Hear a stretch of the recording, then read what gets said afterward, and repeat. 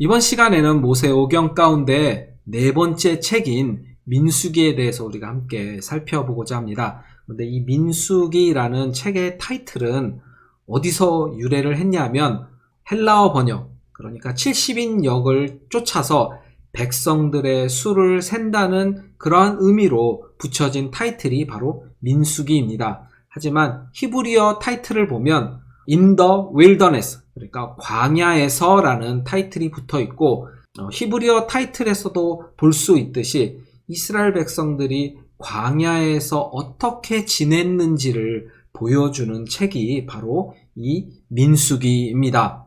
우리가 민수기를 살펴보기에 앞서 먼저 아브라함의 언약을 다시 한번 살펴보기를 원합니다. 하나님과 아브라함이 맺은 언약의 내용이에요. 첫 번째는 가족, 두 번째 축복과 관계, 그리고 세 번째 땅입니다. 하나님께서는 아브라함에게 아브라함의 후손들이 큰 민족을 이룰 것을, 아브라함이 여러 민족의 아버지가 될 것을 약속을 주셨죠. 그리고 아브라함이 복의 근원이 되고 또한 하나님께서는 그의 방패시며 큰 상급이 될 것이라고 축복과 관계에 대한 약속을 주십니다. 그리고 가나안 땅을 아브라함에게 주실 것이라고, 너가 보는 모든 땅을 너의 후손에게 주실 것이라고 땅에 대한 약속도 주셨죠.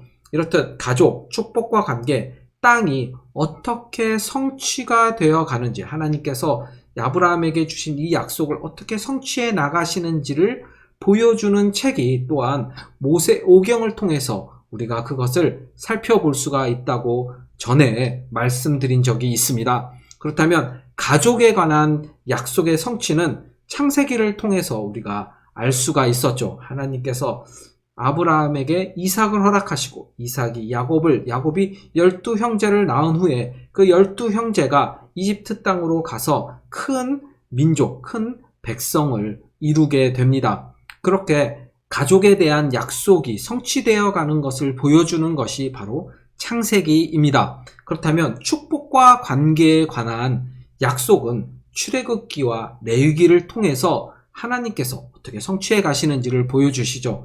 하나님께서는 이스라엘 백성들을 이집트 땅에서 건져내시고 구원해 내시고 그들의 하나님이 되어 주십니다. 그들에게 하나님이 누구신지를 또한 알려주시죠. 그리고 하나님은 하나님의 백성으로 이스라엘 백성들을 부르십니다. 하나님의 소유, 제사장 나라, 거룩한 백성으로 그들을 부르시면서 내가 거룩하니 너희도 거룩하게 되어야 한다라고 그들과 직접적인 하나님과 하나님의 백성으로서의 관계를 보여주시죠. 이렇게 축복과 관계가 어떻게 성취가 되어 가는지를 보여주는 책이 바로 출애굽기와 레위기입니다.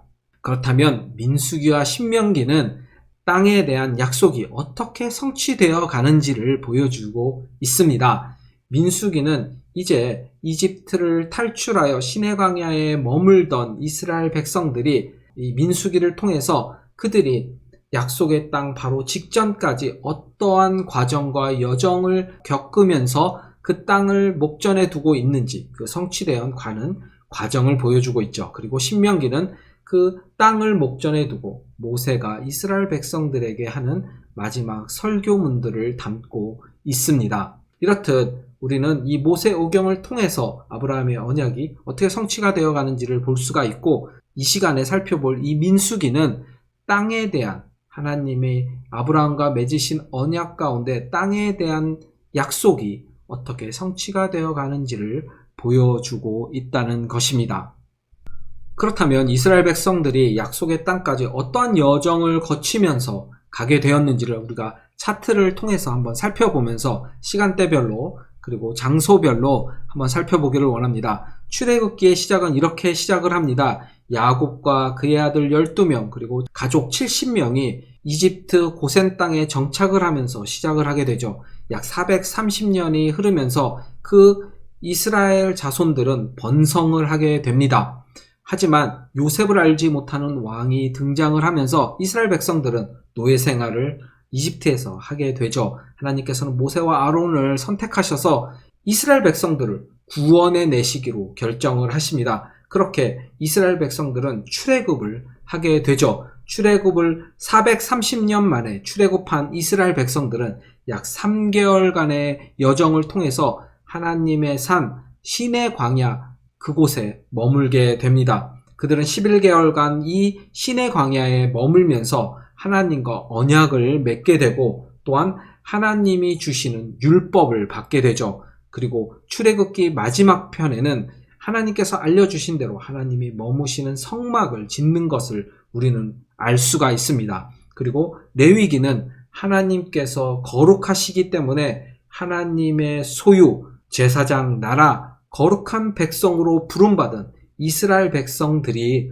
어떻게 거룩하여지게 될 수 있는지, 어떻게 그들이 정결한 삶을 유지할 수 있는지 그들에게 율법과 제사법 그리고 수많은 규범을 주는 내용을 담고 있는 것이 바로 레위기입니다. 그렇다면 민수기는 그들이 이 11개월간 시내 광야에 머물면서 어떻게 그들이 약속의 땅으로까지 들어가기 위해 준비하였는지 그 준비 과정과 그리고 약속의 땅으로까지 들어가기 바로 그 직전 약 40년 동안의 광야에서의 생활을 보여주는 책이 바로 민수기입니다.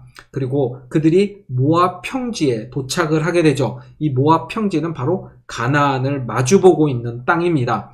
이 땅에 도착한 이스라엘 백성들은 약 2개월간 그곳에 머물면서 모세로부터 다시 한번 신명기, 즉 모세의 설교의 말씀 그리고 하나님의 말씀을 들으면서 가나안 땅을 들어가기 위해 마지막 준비를 하는 내용을 보여주는 것이 바로 신명기이죠. 우리가 오늘 살펴볼 이 민수기는 바로 이 시내 광야에서 이 모압 평지까지 약 40년간의 약속의 땅으로의 여정을 보여주고 있다는 것입니다. 민수기의 구조를 우리 한번 살펴보기를 원합니다. 민수기의 구조는 굉장히 독특한 구조를 가지고 있어요. 한 장소와 이동이 반복적으로 등장을 하는데 먼저 이스라엘 백성들은 시내 광야에 머물면서 하나님으로부터 율법을 받는 내용이 등장을 합니다. 그리고 시내 광야에서 바란 광야에 있는 가데스라는 지역으로 여정, 이동하는 내용이 등장을 하죠. 그리고 가데스에서 머물면서 다시 한번 하나님으로부터 율법을 받습니다. 그리고 가데스에서 모압 평지로의 이동, 여정이 등장을 하고요. 그리고 모압 평지에서 머물면서 다시 한번 하나님으로부터 율법을 받는 이러한 구조로 민수기는 이루어져 있음을 우리가 볼 수가 있습니다. 내용적인 측면에서 민수기 구조를 살펴보면 크게 세 부분으로 나눌 수가 있습니다. 먼저 첫 번째 부분 1장 1절에서 10장 10절을 보면 그들은 이스라엘 백성들은 시내 광야에 머물면서 하나님께서 약속의 땅으로 주시겠다고 한 그 가나안 땅으로 들어가기 위해 출발하기 위해 그들이 얼마나 순종적으로 준비를 했는지 그 내용을 보여주고 있습니다. 이곳에서 바로 첫 번째 인구조사가 등장을 하게 되죠.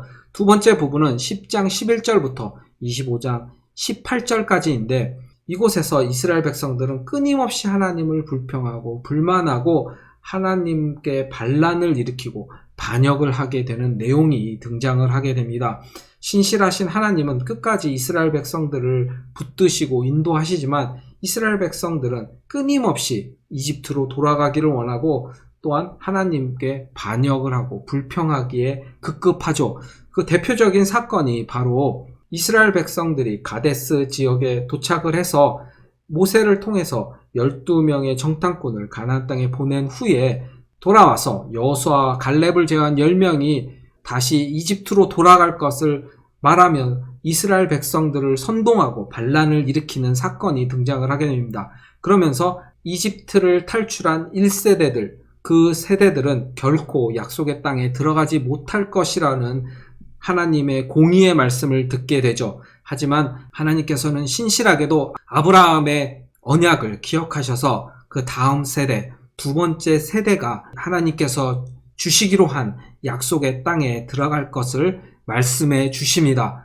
그렇듯 광야에서 지속적으로 하나님에게 불평하고 반란을 일으키는 내용이 등장하는 부분이 이 두 번째 부분인 10장 11절부터 25장 18절까지의 내용입니다. 26장부터 36장까지는 이스라엘 백성의 새로운 순종에 대한 소망을 보여주는데요. 바로 2세대들이 이제 진정으로 신실한 하나님께 순종하여서 하나님의 명령대로 순종하며 따라가는 내용을 보여주고 있는 내용이 바로 26장부터 36장까지이고, 이곳에서 두 번째 인구조사가 등장을 하게 됩니다. 민수기의 끝은 하나님이 약속하신 가나안 땅, 바로 그것을 목전에 두고 민수기는 끝을 맺게 됩니다. 민수기 1장 1절부터 10장 10절까지 이스라엘 백성들이 약속의 땅으로 들어갈 준비를 얼마나 순종적으로 하게 되었는지 우리가 그 내용을 조금 더 살펴보려고 합니다.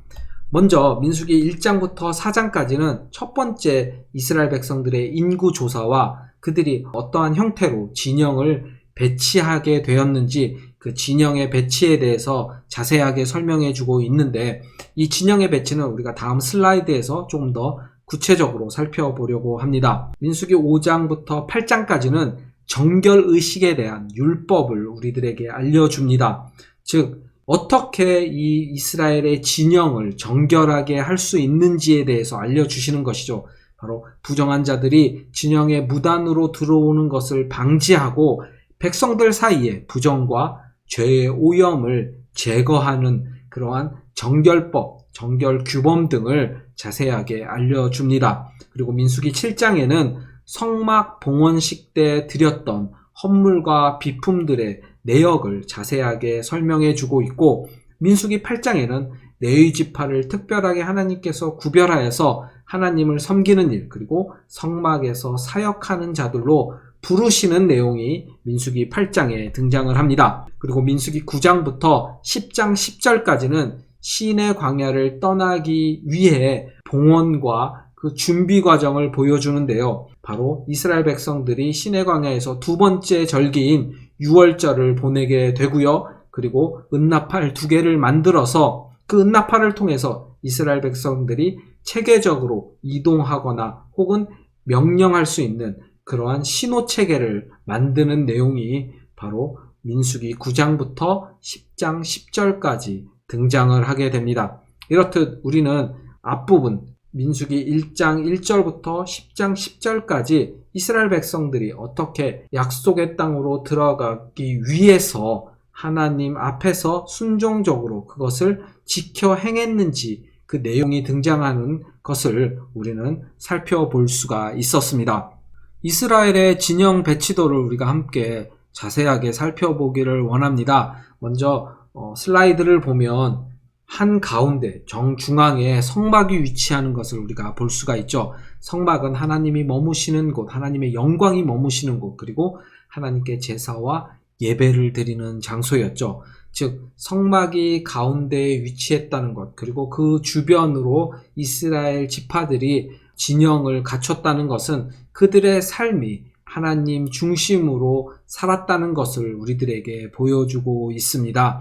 이 성막을 중심으로 레위 지파들이 먼저 사방에서 진을 치게 됩니다. 즉 성막을 섬기고 하나님을 섬기는 일을 했던 레위 지파들이 각 네 방향에 위치를 하게 되는 거죠. 먼저 성막의 유일한 출입구가 있었던 동쪽 부분에는 모세와 아론 그리고 제사장들이 머물게 됩니다. 그리고 북쪽에는 무라리 자손, 그러니까 레위 지파에서의 무라리 자손, 그리고 서쪽에는 레위 지파 중에 게르손 자손, 그리고 남쪽에서는 레위 지파 중에 고앗 자손이 진을 치고 머물게 되었죠. 성막을 중심으로 레위 지파들이 먼저 진을 친 후에 그리고 각 12지파가 성막과 레위 지파를 중심으로 또한 네 방향에서 진을 치게 됩니다. 먼저 동쪽 방향에서는 유다와 스불론, 이사갈 지파가, 그리고 북쪽에서는 단과 아셀, 납달리 지파가, 그리고 남쪽에서는 루벤, 스므온,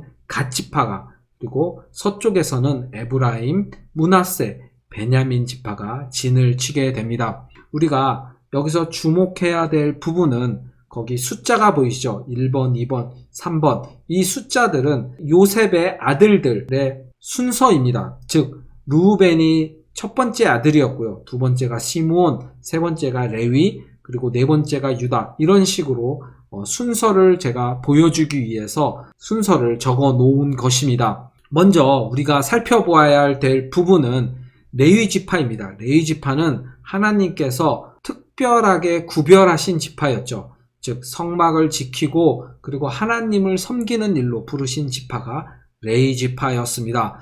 민수기 8장 14절을 보니까 넌 이같이 이스라엘 자손 중에서 레위인을 구별하라. 그리하면 그들이 내게 속할 것이라. 하나님에게 온전하게 속한 지파가 레위 지파였던 것이죠. 레위 지파는 하나님에게 속했기 때문에 이 레위 지파를 대신해서 우리가 보는 것처럼 11번째 요셉의 지파입니다. 근데 요셉의 지파가 두 지파로 나뉘게 됩니다. 큰 아들인 므낫세와 둘째 아들인 에브라임, 이렇게 므낫세 지파와 에브라임 지파로 나뉘게 되면서 이 에브라임과 므낫세가 12지파를 형성하게 되는 것이죠. 진영 배치도를 보시는 것처럼 성막을 중심으로 레위 지파가 진영을 갖추고 있고 그리고 각 12지파가 그 지파에 따라서 위치를 하고 있음을 우리가 볼 수가 있습니다. 또 한 가지 우리가 살펴볼 부분은 모세와 아론은 고앗 자손입니다. 하지만 하나님께서 아론을 고앗 자손에서 또 한 번 특별하게 부르셔서 아론과 그 자손들만 제사장이 될 수 있음을 하나님께서 구별하여서 부르셨어요.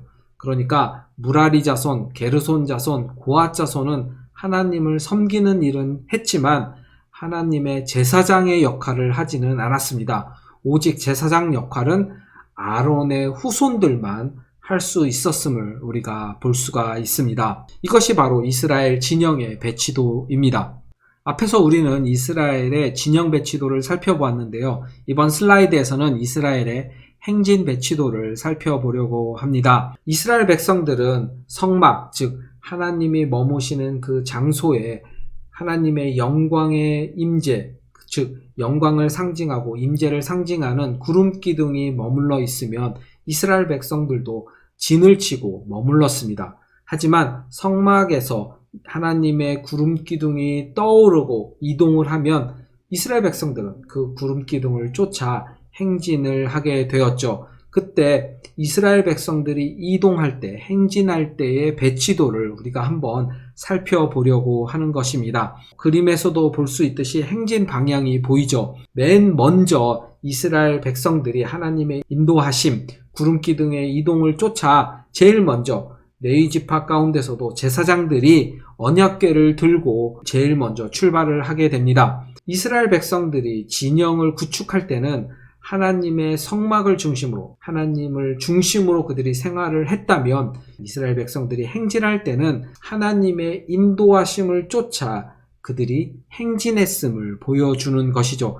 먼저 언약궤가 출발을 하는 것입니다. 그렇다면 이 언약궤를 쫓아 제일 먼저 이스라엘의 진영 배치도에서 동쪽에 위치하였던 유다 지파, 스불론 지파, 이사갈 지파가 행진을 하게 됩니다. 그 가운데서도 유다 지파가 그 선두를 맡아서 행진을 하게 됨을 우리가 알 수가 있습니다. 이렇게 유다 지파, 스불론 지파, 이사갈 지파가 행진을 하고 그 뒤를 레위 지파 가운데 게르손 자손과 무라리 자손이 쫓아 이동을 하게 됩니다. 게르손 자손은 성막의 휘장류, 즉 휘장이나 덮개 그리고 성막 문과 줄 등 게르손 자손이 휘장류를 들고 이동을 했고요. 무라리 자손은 성막 가운데서 기둥과 받침, 말뚝뚝, 기둥류를 옮겼음을 우리가 알 수가 있습니다. 게르손 자손과 무라리 자손이 성막의 휘장류와 기둥류를 들고 이동을 한 후에 그 뒤를 쫓아서 루벤 지파, 시므온 지파, 갓 지파가 뒤를 쫓습니다. 그리고 그 뒤에 레위 지파 가운데 고앗 자손들이 하나님의 성막 가운데 있는 기구들 그리고 성물들을 들고 그 뒤를 쫓게 되죠. 그리고 그 뒤에는 에브라임 지파, 므낫세 지파, 베냐민 지파가 그 뒤를 쫓게 됩니다. 그리고 마지막으로 단 지파, 아셀 지파, 납달리 지파가 그 뒤를 따르는 이러한 행진 배치도를 가지고 그들이 이동했음을, 행진했음을 우리는 알 수가 있습니다. 우리가 여기서 중요하게 살펴보아야 할 부분은 먼저 이스라엘 백성들이 하나님의 인도하심을 쫓아 이동을 했다는 것이고요. 그리고 그들이 제일 먼저 언약궤를 앞에 놓고 그것을 행진했음을 우리가 살펴볼 수가 있습니다. 이 언약궤는 제사장들만이 직접 들고 옮겼음을 우리가 알 수가 있습니다. 이렇게 이스라엘 백성들은 하나님의 인도하심을 따라 하나님이 약속해 주신 그 약속의 땅으로 이동할 때에 어떠한 배치를 가지고 이동했는지 우리가 한번 살펴본 것입니다.